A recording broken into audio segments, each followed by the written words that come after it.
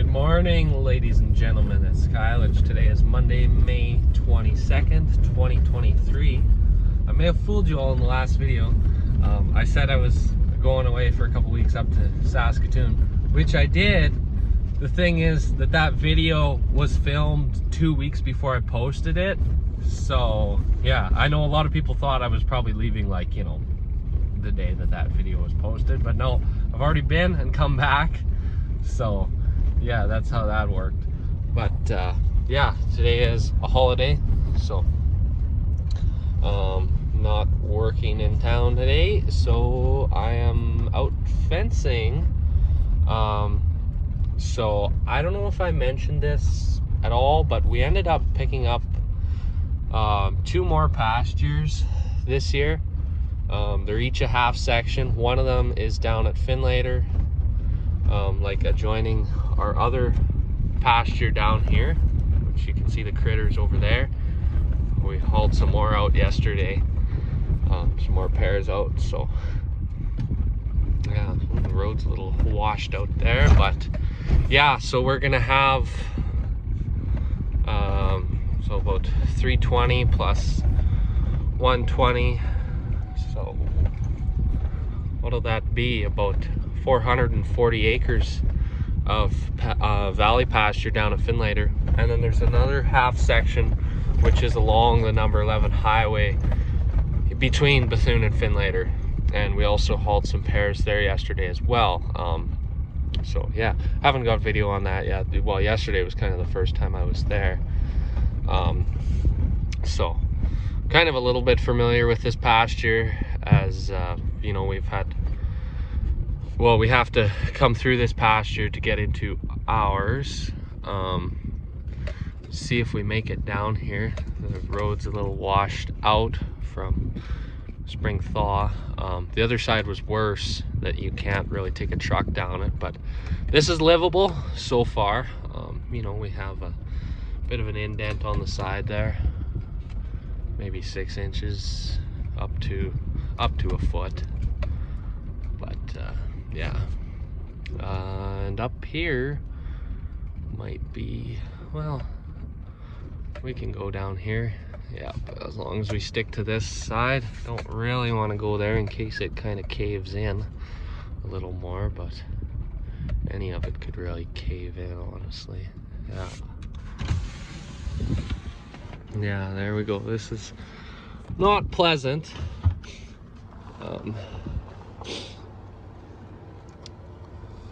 But it is workable. This pasture actually has wild raspberries in it. It might have wild Saskatoons, I don't really remember. It has rosehip berries. It has some extra barbed wire, some extra steel posts, which I'm very happy about because I only have 6 steel posts with me. And yeah. I also need to blow my nose again.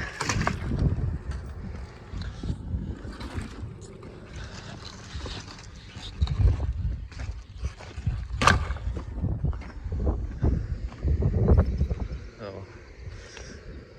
Yeah, if we see there's our critters in Brent's pasture.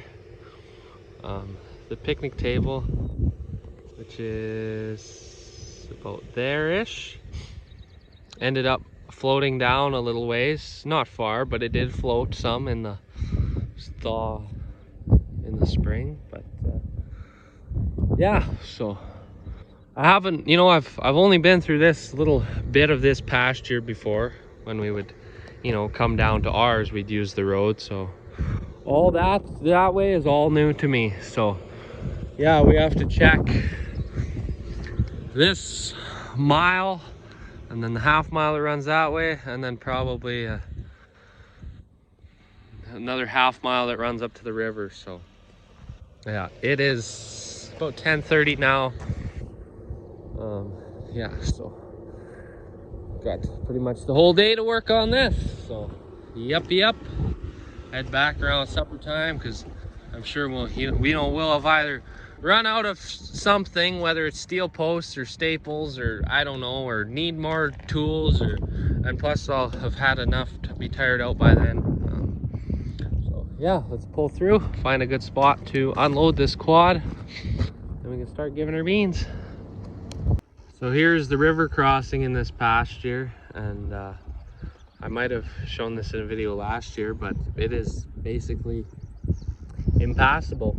It washed out in spring of 2022, and yeah, I guess the RM not fixing it because the gravel company's not pulling gravel out of here anymore, and I guess that's that. So it just stays like this. We need to cross the river on the quad. You gotta go probably 3/4 of a mile or so downstream into Vance's pasture, so 3/4 of a mile each way. I'm guessing that's probably how far it is. And you can cross the river there. There's a lowish spot, and yeah, and then if you want a truck across, well, it's probably 10-12 miles around, all the way around. So yeah, and the road that comes down on the other side is impassable, I guess, and the RM is supposed to come fix that soon, which would be good. Yeah, fun. So these, you know, these trails and roads don't get any traffic on them. It's just, you know, us ranchers getting to the pasture and whatever.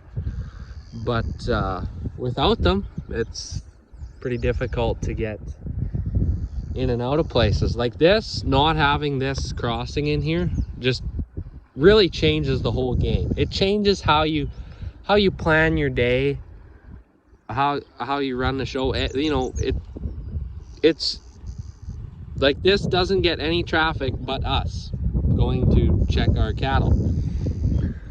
But not having it just really overcomplicates things. Because if you come to this side and your cattle are on the other side, well, you can walk across, you can do that. But if you need to round up critters on the other side, it's an ordeal. You have to go around to the other side.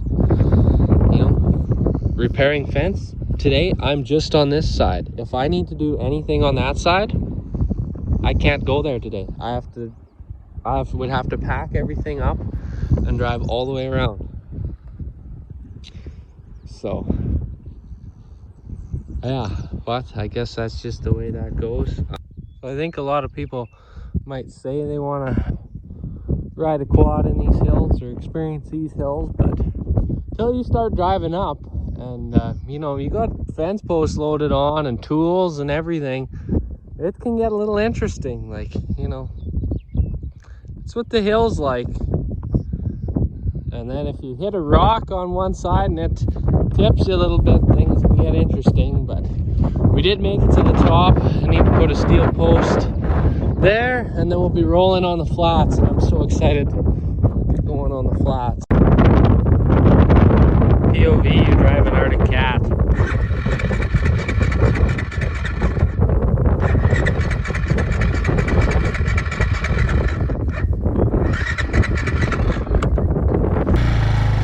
Okay, it is after noon now.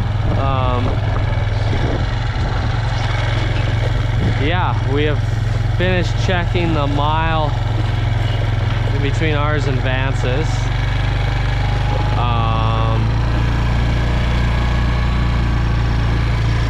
And now I didn't realize this pasture runs all the way to the number 2, but yeah, it does. So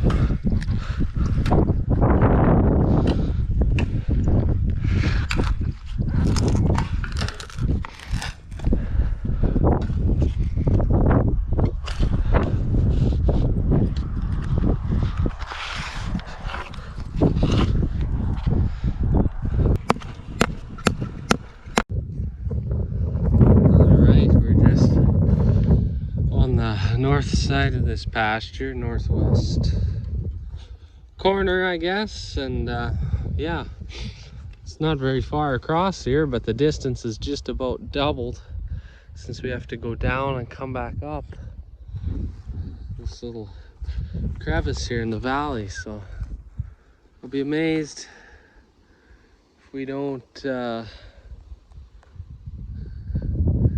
find some wildlife that scares us out of here, or we'll find some broken posts or wire. I don't know. We'll see what happens. But yeah, fun. Fencing through the trees. I'm officially to the point where just up there, that'll be my last steel post because I counted 7. Actually, I don't even know if I have 7 left. But anyways, so you could put a staple in there. Yeah, you guys gotta tread carefully going into places like this. Like I've never been down here before. Yeah, so I don't know. There could be a moose hanging out in the trees. I could come across a deer carcass and get scared to crap. Like there was some deer hair up there where he must have jumped the fence, and you don't know what you can find in these areas. And I mean, if something were to happen to me, it would be not necessarily the easiest to find a guy down here. So, you know, you gotta try and be smart a little bit, be safe, and don't be flying down the hills. Just walk carefully and don't load yourself too full of tools. So yeah, I'm gonna walk to the river crossing, check that out, maybe walk around down there, I don't know. And then we'll walk back, put some posts in, and then yeah, well, maybe we can work on a river crossing too. We'll see where the afternoon takes us. So yep. Okay, now it feels like I'm on a hike at the campground. Hardly even feels like I'm in a cow pasture anymore. There's no wind down here, down low and in the trees. It's hot, and my water jug is at the top, still thawing. So, be glad to be back at the quad, hopefully in about 40 minutes. Got my water jug. Yeah, there's a lot of old wooden posts left behind from over the years that need to be carried out and put on a burn pile.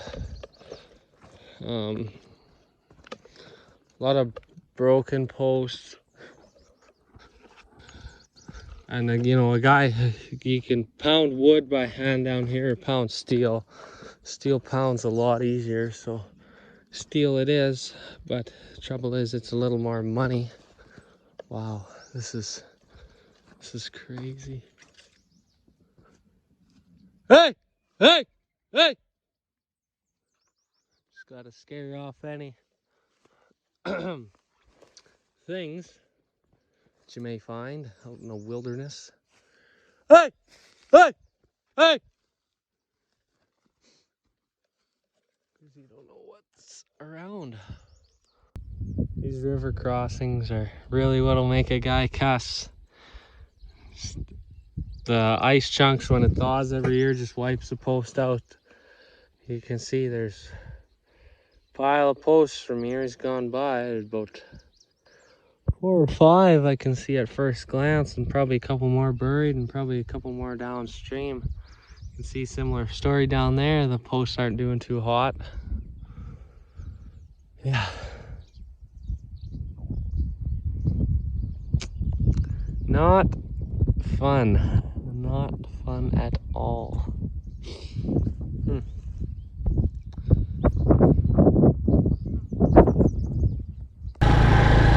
I need to go see the other side of that place. There's a dead fish back there.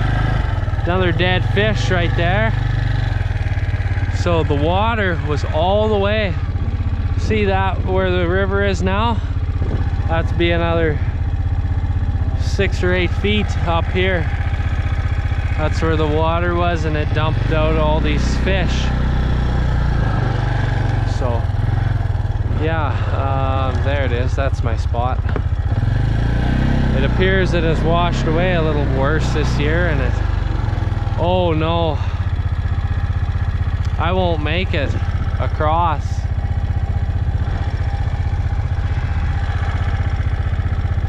I won't make it across because there's mud in the bottom, and there's a lot of mud. That's way too risky today. Way too risky. Yeah, because oh, those fish are gross. Holy frick. That's terrible. If I get stuck, I am hooped. Like, it would be a good hour before I would get a tow.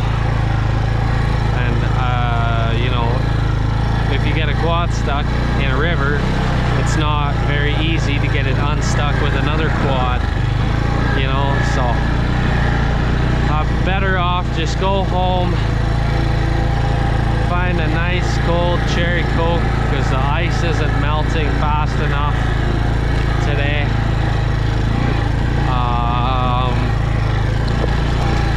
Yeah, go see what's happening there, I guess. The truck is right there. The quad is right here. It's overheated. I'm waiting for it to cool down so I can drive it on the truck and get out of here with this piece of junk. It's days like these where a guy really wishes he had a flat deck car trailer. There's not any extra room in the box of this truck. But you gotta work with what you got. Maybe next year.